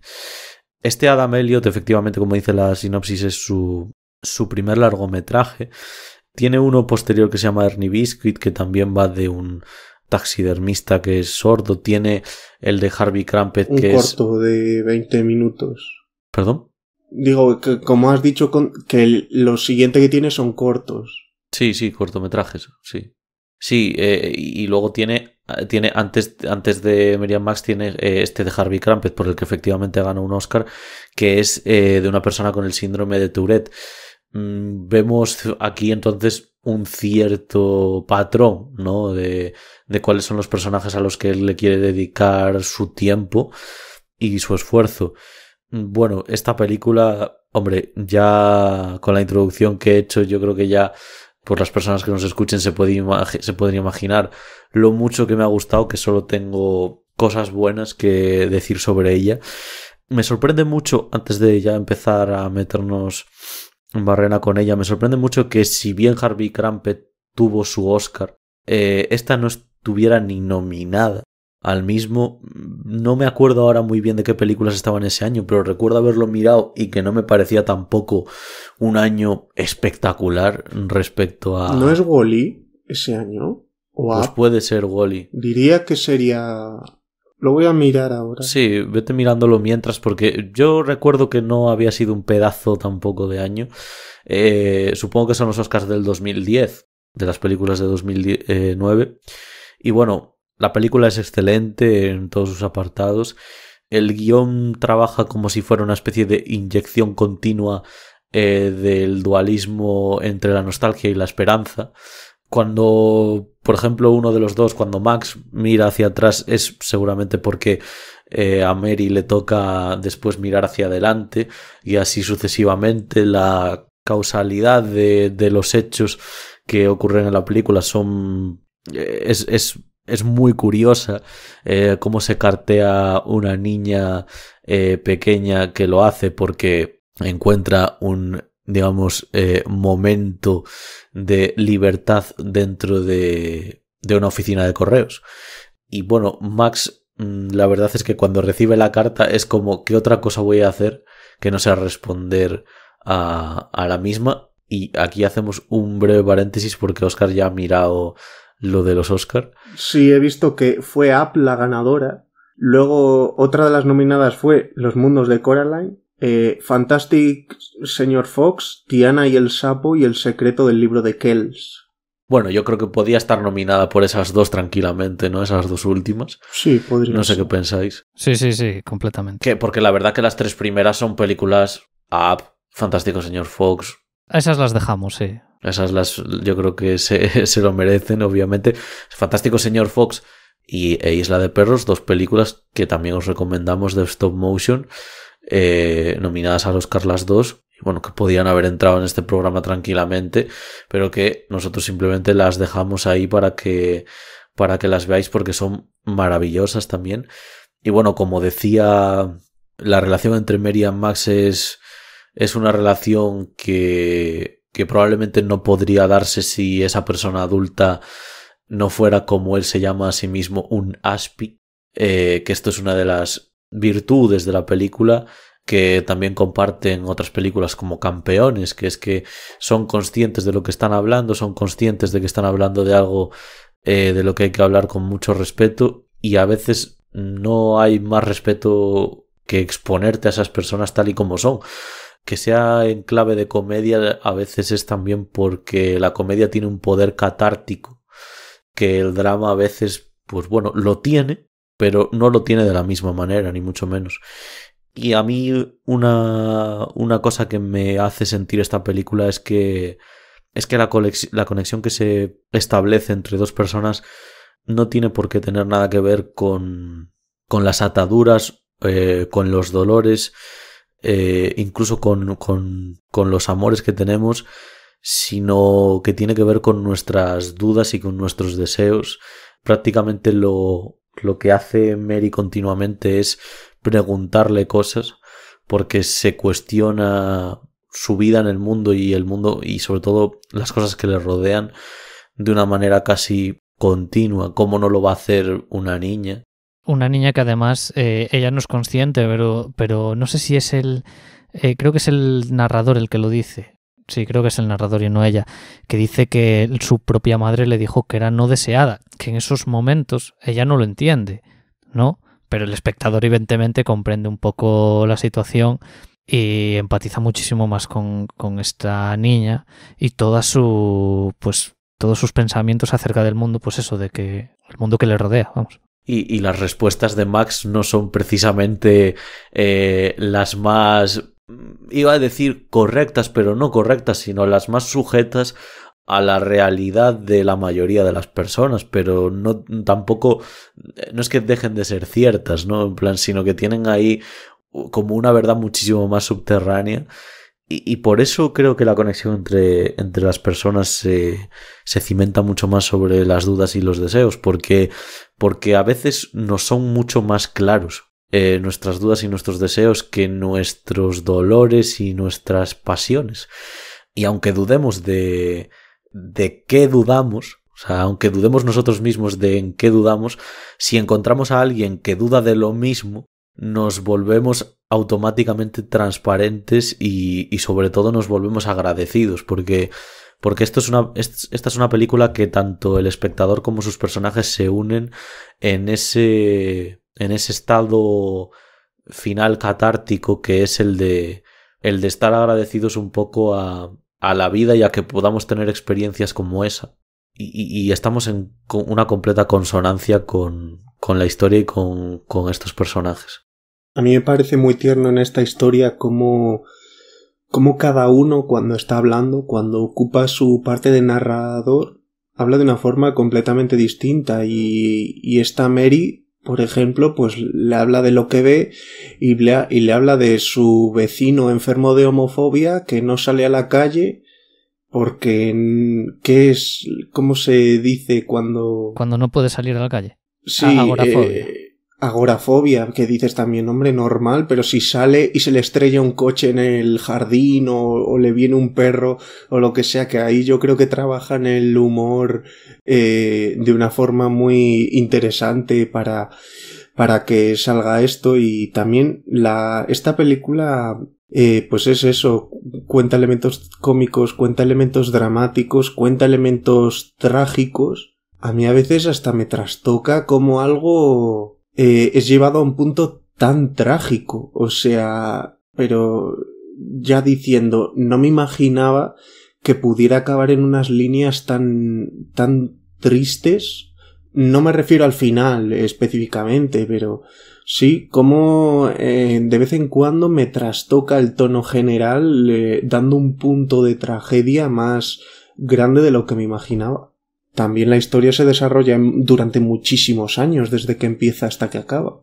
Sí, además la película controla, digamos, el crescendo dramático, llega a un punto en el que, bueno, ya te habla del Asperger, ¿no? Que luego digamos, en la propia película, cuando tiene los ataques tan graves, el propio Max, Mary sufre de depresión hasta el punto de querer suicidarse. Y como todo, pues eso acaba llegando a un clímax, a ver, no tan trágico porque, bueno, al final, esto es un poco spoiler, ¿no? Pero Mary al final pues se recupera de su tragedia, ¿no? Y luego, pues es eso, como habla de tantos temas, porque habla del alcoholismo también, habla de la soledad, de los amigos imaginarios, de todo lo que a esas dos personas les están sucediendo a lo largo de los años y cómo todo está tan bien contado y tan bien expresado. A mí me encanta, había comentado al principio, el tema de la composición visual, o sea, como en Nueva York, que es una Nueva York depresiva absolutamente, en blanco y negro, cuyos únicos colores que existen están dentro del apartamento de Max y son lo que tienen que ver con Mary, que son la foto de Mary y el pompón este que tiene en el gorro rojo, ¿no? No sé, esos detalles visuales. Y luego por otro lado Mary también es, lo que pasa que en vez de ser en blanco y negro es amarillo. Es amarillo, sí, que ¿no? Es un puntito más de luz y que su mancha de nacimiento se ve marrón. O sea, cuando dije que los diseños de Chicken Run eran feotes, aquí también son bastante feotes. Luego yo digo que por eso no quita ese elemento, únicamente pues es una caricaturización. Y también vale un poco para hablar, ya lo ha dicho Dani, es el último largometraje que ha hecho. Y es que es una lástima tanto Fernando Cortizo como Adam Elliot. Es que parece que salvo en estudios tan grandes como Arman o Laika resulta muy difícil sacar proyectos adelante de stop motion. Porque si nos han dado un nivel así y corre el tiempo y ves que no consiguen sacarlo, pues es bastante dramático ver esa industria cómo no sube. Sí, la verdad es que es una lástima que habiendo hecho esta película, que para mí me parece una obra maestra, y ya no solo del cine de animación, es una de mis pelis favoritas, la considero una obra maestra del cine en general, pues habiendo hecho esto, que no haya, o sea, que lo único que haya hecho posteriormente haya sido un corto, en este caso de Amelio, ¿no? Me causa un poco de rabia, ¿no? Porque sí que me gustaría que en algún momento volviese a coger las riendas, o sea, que cogiese un proyecto y tal y volviese a hacer algo. Claro, no es una persona mayor. El otro día lo miramos, tienen menos de 50 años los dos que estamos diciendo. Esto es una sensación que experimentamos los tres y que experimentaremos también con cineastas que, por ejemplo, se tiran también mucho tiempo entre película y película y demás, que es como que tú tienes ese anhelo de que creen mucho porque sabes que tienen mucho que contar, porque es que lo ves en cualquiera de sus obras, ¿no? Y yo creo que es ese anhelo de saca más cosas, que salgan bien tus producciones, que salgan adelante y demás. Y hombre, con Adam Elliot y con Fernando Cortizos teniendo solo una película es ya, además, es ya solo la curiosidad. O sea, la curiosidad de qué historias más aparte de estas tendrían dentro.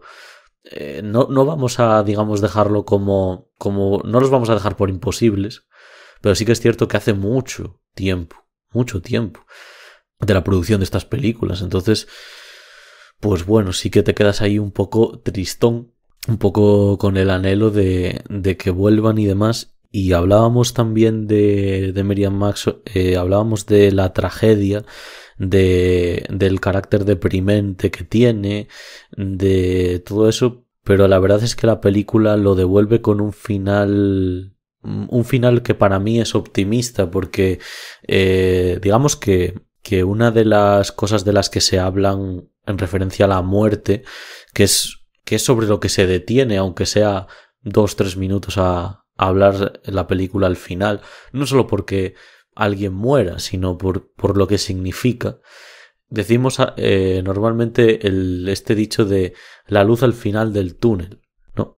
Que la luz al final del túnel es la muerte, y es increíble cómo aquí su creador le da la vuelta, agarra con fuerza a nuestra humanidad y nos dice básicamente que la luz al final del túnel es la amistad.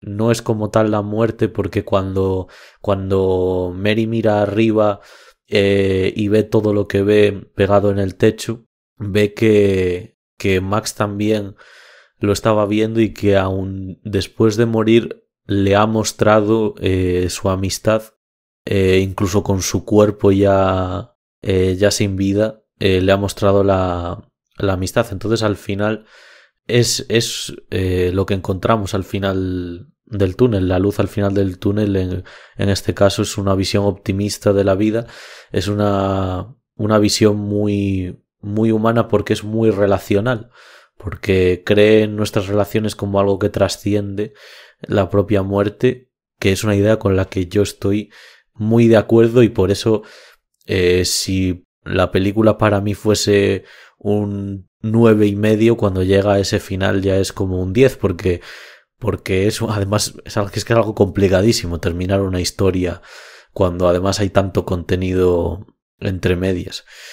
Así que bueno, esta es mi opinión, nuestra opinión sobre la película. No sé si queréis decir algo más. Yo un pequeño apunte, que es que con toda esta relación epistolar que tienen, pues como en cualquier relación llega un momento en el que tienen una discusión, y cuando se reconcilian, la cara de Mary, la expresión que hace con la boca, es la misma que ponía Charlie Brown cuando estaba emocionado, cuando estaba enamorado, cuando estaba muy contento, que tiene la forma de la sonrisa curva, como el camino de una serpiente. Entonces ver ese, no sé si es un guiño o algo así, me pareció muy dulce, y era el último apunte que quería hacer sobre esta película. Muy bien, pues dicho esto, así finalizamos el programa sobre stop motion. Espero que os haya gustado mucho, muy variopinto y creo que muy completo finalmente con todas estas películas. Miriam Max tristemente no está disponible en ninguna plataforma, pero bueno, si podéis conseguir verla de alguna manera, vamos, en este caso sí que es un tiempo muy, muy, muy, muy bien invertido. Sabiendo que no es una película de animación para divertirse ni nada, al uso. No. Y bueno, es que como siempre también hay que reivindicar que el cine de animación es, por mucho que incluso sea para un público infantil, igual como Chicken Run, tiene mucho contenido adulto y todos nos vemos reflejados en el mismo, por muy infantil que sea su contenido. Ahí tenemos también Más allá del jardín, ¿no? Esa serie de 8 episodios que es muy infantil, pero bueno, hay veces que de infantil no tiene nada. Y nada, aquí finalizamos el programa. Un placer como siempre. Me han encantado todas vuestras reflexiones hoy, Iván, Óscar. Muchísimas gracias. A ti, Dani. A ti, Dani. Y nada, a todos, a todas las que nos escuchéis, pues que tengáis unas buenas semanas hasta que nos volvamos a ver, que veáis mucho cine y que nos volveréis a encontrar aquí muy pronto. Ya veremos de qué será el siguiente programa. Y nada, un saludo, que hayáis disfrutado y nos vemos en el próximo. Hasta luego. Chao. Chao, chao.